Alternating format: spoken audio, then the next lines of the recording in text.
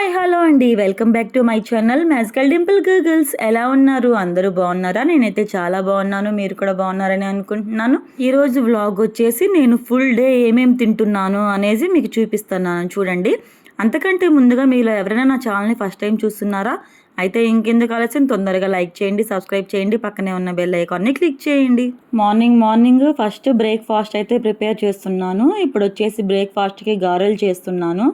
నేను గారెలు ఎట్లా వేస్తున్నానో చూడండి. నేను చేసే విధానం బట్టి చూస్తే నాకు గారెలు ఎంత బాగా వేయడం వచ్చో మీకే అర్థమైపోతుంది. నేనేమి గారెలు వేయడంలో స్పెషలిస్ట్ అనుకోమాకండి, నేను ఏదో నార్మల్గానే వేస్తున్నాను. నాకు నూనెలో ఏది వేయాలన్న భయం అనమాట. అందుకే జాగ్రత్తగా చూసి కొంచెం దూరం నుంచే వేస్తాను. కానీ అట్లా అని చెప్పి మనం దూరం నుంచి ఇట్లా ఇదిలిచ్చినట్టు వేసామనుకోండి, వచ్చే ఆయిల్ మన ముఖానే పడిద్ది. అందుకే చాలా జాగ్రత్తగా వేయాలి.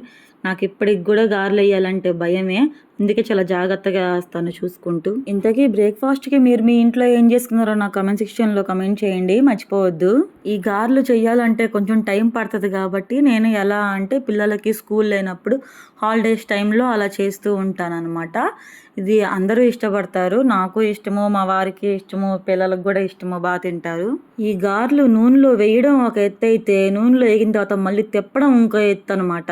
అది కూడా చాలా జాగ్రత్తగా తిప్పుకోవాలి, తీయడం రాకపోతే అతుక్కుపోతాయి ఒకదానికొకటి. సో జాగ్రత్తగా తీసుకొని జాగ్రత్తగా వేసుకోవాలి.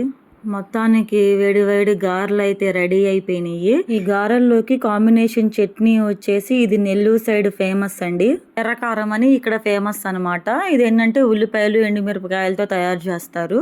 ఎవరికైనా కావాలంటే అడగండి, కామెంట్ సెక్షన్లో కమెంట్ చేయండి, నేను చేసి చూపిస్తాను ఎలాగా అని. స్టార్టింగ్లో అయితే నాకు ఇది అంతగా నచ్చేది కాదు, కానీ తర్వాత తినే కొద్దీ ఇంకా మా ఆయన వాళ్ళు తింటూ ఉంటే నాకు కూడా అలా అలవాటు అయిపోయింది. నాకు మళ్ళీ బయట చేసే గారెలు పెద్దగా నచ్చవు.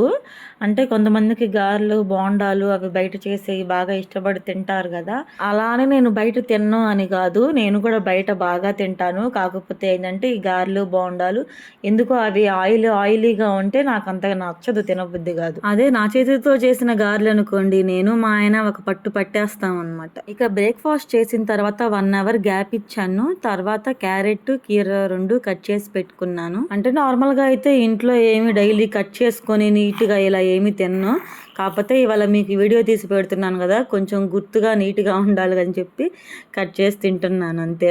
నాకు ఎలా అలవాటు అంటే నార్మల్గా బ్రేక్ఫాస్ట్ చేసిన తర్వాత మధ్యాహ్నం లంచ్ ప్రిపేర్ చేయాలి కదా, సో లంచ్ ప్రిపేర్ చేసే టైంలో ఏంటంటే ఫ్రిడ్జ్లో ఏమన్నా ఉన్నాయా అని చూసుకొని ఏమన్నా ఉంటే అవి కట్ చేసుకొని పెట్టుకుంటాను అనమాట. అవి తింటూ ఫోన్లో ఏదన్నా వీడియో చూసుకుంటూ లంచ్ ప్రిపేర్ చేస్తాను. అలా చేస్తే ఏంటంటే ఎక్కువ స్ట్రెస్ ఫీలింగ్ లేకుండా కొంచెం హ్యాపీగా మన పనిని మనం ఎంజాయ్ చేస్తూ చేయొచ్చు అనమాట. నేనైతే అదే పని చేస్తాను, ఫోన్లో ఏమన్నా ప్రోగ్రామ్స్ పెట్టుకొని అవి చూస్తూ వంట చేస్తాను ప్రతిసారి. ఈ హ్యాబిట్ కూడా నాకు మెయిన్ మా ఆయన దగ్గర నుంచే వచ్చింది. మా వారు కూడా అంతే, ఏ పని చేస్తున్నా చక్కగా ఫోన్లో సాంగ్స్ పెట్టుకుంటా ఎంజాయ్ చేస్తూ చేస్తాడు. సో అలానే నాకు కూడా అలవాటు అయిపోయింది. ఇంతకీ నేనే ఇలాగనా, లేకపోతే మీరు కూడా మీ ఇంట్లో ఇలానే కుక్ చేస్తారా? ఇలాగే కాదు నా కామెంట్ సెక్షన్లో కమెంట్ చేయండి. నాలా కాకపోతే మీరు ఎలా చేస్తారో కూడా నాకు కామెంట్ సెక్షన్లో కమెంట్ చేయండి. పిల్లలకి హాలిడే అయితే పిల్లల కన్నా కానీ అదెందుకని నాకు చాలా హ్యాపీగా ఉంటుంది. ఎందుకంటే మెయిన్ టైంకి చేసేయాలి అన్న అదైతే ఉండదు కదా, మన ఇష్టం ఎప్పుడైనా చేసుకోవచ్చు. ఇలా తినేసిన తర్వాత నెక్స్ట్ హౌస్ క్లీనింగ్ స్టార్ట్ చేసామన్నమాట. నేను మా ఆయన ఇల్లు మొత్తం క్లీనింగ్ చేస్తున్నాము. హౌస్ క్లీనింగ్ అంటే అంత ఈజీ కాదు కదా, ఒక రూమ్ అంటే ఈజీగా క్లీన్ చేసుకోవచ్చు. ఎక్కడ అందులోనూ మాది డబుల్ బెడ్రూము, 2 బెడ్రూమ్లు, హాలు, వంటగది, 4 రూమ్స్ మొత్తం శుభ్రం చేసేటప్పటికి మా పని అయిపోతుంది. ఇటు పిల్లల్ని చూసుకోవాలి, అటు వంట చేయాలి, మళ్ళీ వెళ్ళి ఇక చూసుకోండి మళ్ళీ క్లీనింగ్. మొత్తానికి హాలిడే కాస్త మాకు భారీ డే అయిపోయింది అనమాట. ఇంట్లో చిన్నపిల్లలు ఉన్న వాళ్ళకి కవర్లు బాగా పనికొస్తాయి. అది ఎందుకో మీరు గెస్ చేశారా? గెస్ చేస్తే నాకు ఎందుకో కామెంట్ సెక్షన్లో కమెంట్ చేయండి. మా ఆయనకి మెయిన్ ఇల్లు నీట్గా ఉండాలి, కింద ఏమీ అడ్డుగా ఉండకూడదు అనమాట. కింద ఏమన్నా చిమ్మాలన్నా తుడవాలన్నా ఇల్లు నీట్గా విశాలంగా ఉండాలన్నమాట. మన ఆడవాళ్ళకి ఎన్ని పనులు చేసినా ఈ వంట పని మాత్రం తప్పదు కదా, దాని నుంచి మాత్రం తప్పించుకోలేము మనం. సరే ఏం కర్రీ చేద్దామా అని ఆలోచించి ఇక క్యారెట్, పొటాటో, మిల్ మేకర్స్ ఉంటాయి కదా, సో ఆ 3 కలిపి మసాలా కర్రీ లాగా చేద్దాం అనుకున్నాను. అంటే 2 పూట్లకు సరిపోయేలా ఒకేలా చేస్తే ఈవినింగ్ చపాతీలు వేసుకొని తినచ్చు అని అలా చేస్తున్నాను. ఆ కాంబినేషన్ కూడా బాగుంటుంది. నేను చాలా సార్లు చేస్తాను ఇలానే, నాకు నచ్చుతుంది.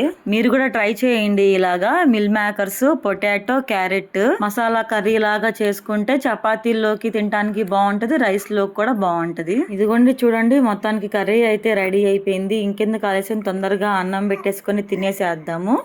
చూడండి, ఇవాళ నా లంచ్ వచ్చేసి rice with potato, carrot, mill makers combination curry.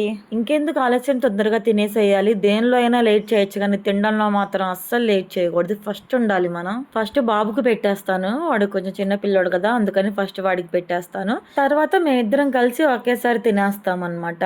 వెనక నుంచి బుడ్డోడు చూడండి ఫోన్ ని ఎలా చూస్తున్నాడో, అసలు ఫోన్ లో మేము కనిపిస్తున్నామని. ఎంతైనా చిన్నపిల్లలు చేసే చేష్టలు క్యూట్ గా భలే ఉంటాయిలేండి. ఇక నెక్స్ట్ వచ్చేసి ఈవినింగ్ డిన్నర్ అనమాట. చపాతీ చేస్తానని చెప్పాను కదా, సో అందుకే చపాతీ ప్రిపేర్ చేస్తున్నాను. చపాతీ పిండికి అయితే కలుపుతున్నాను. అలానే నేను డైలీ చపాతీ ఏమి తిన్ను, ఇలా కొంచెం స్పెషల్గా కర్రీ ఏమైనా చేసినప్పుడు మాత్రం చపాతీ ఉంటే బాగుంటుందని అలా చేస్తాను. ఇక మా వారు డైలీ టిఫిన్ కావాలన్నమాట. అంటే డిన్నర్ టైంలో రైస్ తినరు, ఎక్కువ శాతం టిఫినే తింటారు. ఇంకెప్పుడన్నా బాగాలేకపోతే అలాంటి పరిస్థితుల్లో ఇంకా రైసే పెడతాను. ఇక మా పాప విషయానికి వస్తే, రైస్ తింటావా చపాతీ తింటావా అంటే అది చపాతీ తింటాననే చెప్పింది. సరే ఒక చపాతీ తిను, కొంచెం రైస్ కూడా తిను అంటే ఆహా రైస్ వద్దు, రైస్ అంటే చాలు ఎందుకునే దూరంగా ఉంటది. నేనైతే అసలు బతిమలాడుతూ కొట్టి తిట్టి భయపెట్టించి పెట్టాల్సి వస్తుంది నాకైతే. నేను చపాతీలు చేసే విధానం చూసి భయపడమాకండి, ఇలా అయితే అస్సలు చేయొద్దు. నాకు రౌండ్గా చపాతీలు చేయడం రాదు. రౌండ్ షేప్ రావాలి అంటే టైం ప్రాసెస్, అందుకే అడ్డదిడ్డంగా ఎట్లా పడితే అట్లా చేసి పడేస్తాను. చాలా మంది చపాతీలు చేసేటప్పుడు కూడా వాటిల్లోకి పొడిపిండి వేసుకొని చపాతీలు చేస్తారు కదా, కానీ నేను అలా కాదు, ఆయిల్ అద్ది ఆయిల్తోనే చేసేస్తాను చపాతీ. నాకెందుకో అలా అలవాటు అయిపోయింది. అలా అయితే ఈజీగా అయిపోద్ది, ఫాస్ట్గా కూడా అయిపోద్ది. చపాతీలు కాల్చేటప్పుడు మాత్రం ఎక్కువ ఆయిల్ వేయకుండా లైట్గా చాలా తక్కువ వేస్తాను అనమాట ఆయిల్. ఒక పక్కన చపాతీలు చేస్తూనే ఇంకో పక్క కాల్చేస్తాను, అలా తొందరగా అయిపోద్ది కదా. అట్లా ఆయిల్ వేసి చేసేది కూడా నేను మా అత్తయ్య గారి దగ్గర చూసి నేర్చుకున్నాను. సో అప్పటి నుంచి నాకు కూడా అలానే అలవాటు అయిపోయింది. మొత్తానికి వేడి చపాతీ విత్ కర్రీ అయితే రెడీ అయిపోయింది. ఇంకా ఇప్పుడు స్టార్ట్ చేయాలన్నమాట తినడం. ఇక్కడ చూడండి మా బుడ్డిది ఏడుస్తుంది, ఎందుకో తెలుసా, మా ఇంటి పక్కన వాళ్ళ తమ్ముడిని తీసుకున్నారనమాట కొంచెం సేపు ఎత్తుకుంటామని. ఇంకా చూసుకో, వద్దు తమ్ముడిని తెచ్చేయి అని గోల. అందుకని వాళ్ళ నాన్న అరిచాడు. అందుకని కుల్లి ఎక్కి ఏడుస్తుంది చూడండి. ఏడుపులో కూడా భలే క్యూట్గా ఉంది కదా. అలా అని చెప్పి అది దాని తమ్ముడి మీద ప్రేమతో ఏమీ ఆడవట్లేదు. పక్కన ఆంటీ వాళ్ళు దాన్నే దగ్గర తీయాలంట, వాని దగ్గర తీయకూడదంట, దాంతోనే ప్రేమగా ఉండాలంట. చిన్నపిల్లలు అంతే కదా, వెరీ జలస్. ఇదండి మొత్తానికి ఈరోజు బ్లాగ్ అయితే ఇంతటితో పూర్తయిపోయింది. నా వీడియో ఎలా అనిపించిందో కామెంట్ సెక్షన్లో కామెంట్ చేయండి. అలాగే నా వీడియో మీకు నచ్చితే ఒక లైక్ చేయండి. మీరు ఎవరైనా కొత్తగా చూస్తున్నారా అయితే సబ్స్క్రైబ్ చేసుకోండి. Thank you for watching. Bye.